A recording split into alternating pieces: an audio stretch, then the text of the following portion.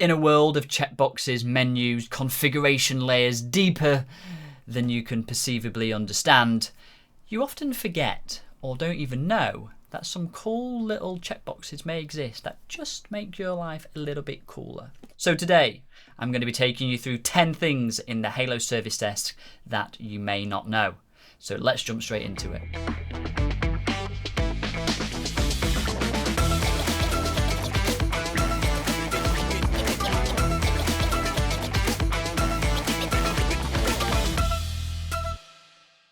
And number one, we have, did you know you can pin important actions to the top of a ticket?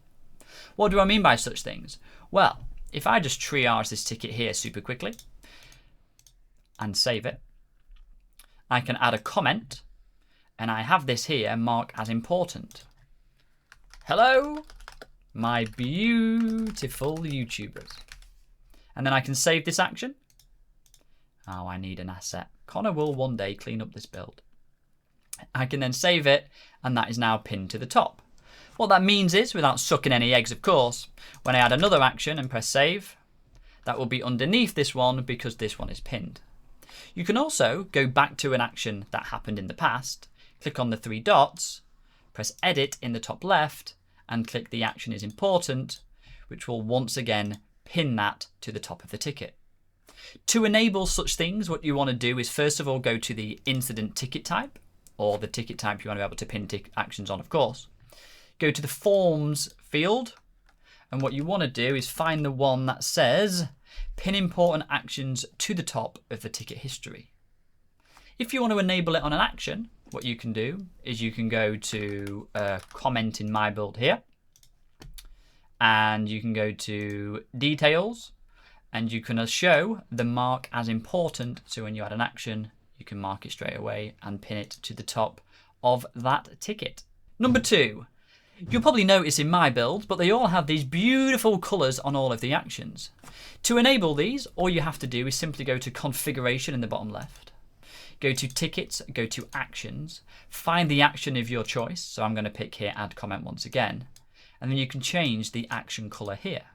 So if I set this to the dark color of black and then go back, you will now see that the piped line, or whatever you want to call it, is now black. Number three, a lot of you don't seem to know that this speech bubble all the way over here is really, really useful. What I mean by that is if you click on the speech bubble, you can do a few really cool things, such as only show actions where they have time entries. Shocker, we don't have any currently on this ticket. Or you can add only public actions, so these are all the things that the customer is going to see. Or all action, so this is everything, system and agent, etc, etc. But next to that, on the very far right hand side, you've also got the scroll to the bottom. What this does is exactly what it says. If you've got a ticket where you've had loads of back and forth in comments and you just want to find what the original thing that came in was and it's not pinned, you can click scroll to bottom, which will scroll you all the way down, super speedy fast, so you can see exactly what the first action or opening note was. Number four, we all have this scenario where users will email us on an existing ticket and we need the ability to either make a new ticket from that action or link it to an already open ticket, right?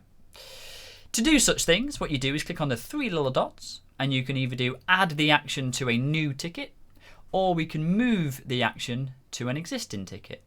If we click down here and let's just do, I don't know, let's just do a comment of, hey, my printer's not working. We can click the dots, add it to a new ticket, and then we're making a brand new ticket where the notes are already defined from what the customer said in their email inbound. Number five, did you know you can allow reactions on actions? That's a word, isn't it? Or a phrase?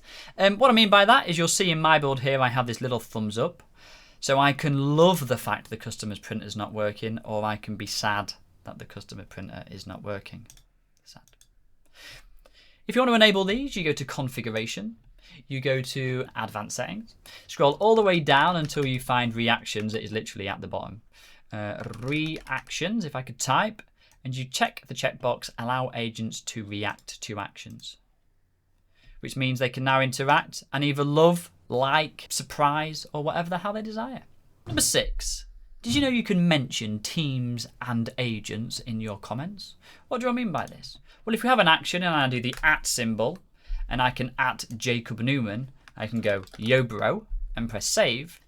What that will do is fire Jacob a notification if configured. To enable mentions, what you need to do is go to configurations, notifications, general settings, and you can allow agents to be mentioned in action notes. You can also include teams to be in the mention.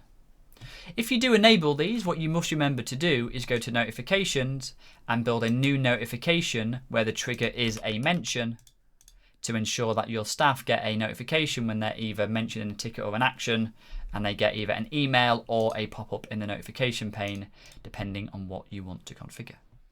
Number 7, did you know you can enable follow-up dates on your action so your ticket then has a follow-up date defined against it? What do I mean by that? Well, if you add the action follow-up date, and I do the 9th at 1 PM and press save, like so, that then adds a follow-up date to the ticket. This can then be viewed in lists such as tickets to follow up, where the follow-up date is here, so 9th of the 8th at 1 o'clock. And also when it reaches that time, depending on the SLA, the status will change to something. So how do we set all these moving pieces up? Well, to set it up on an action, it's very, very simple. We just go to configuration, tickets, actions, and then select an action. And in the field list, what we want to do is add the field follow-up date. That will then do that accordingly for you. And to configure what status we want the ticket to be after or when it reaches that follow-up date, we have to define that under our service level agreements.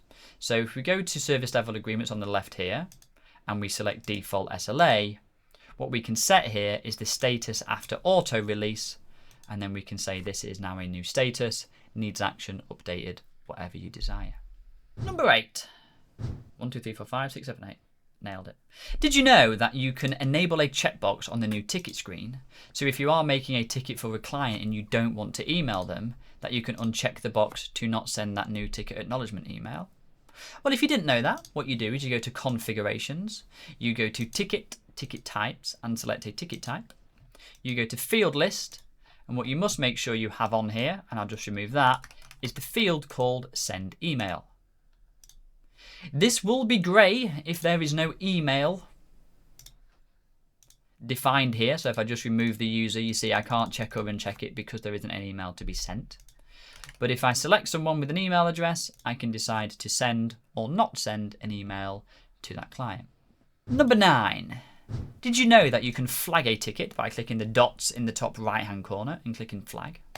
What this means is when you're in your ticket list, as long as you have the column set up correctly, you can see the flags in here on the left-hand side.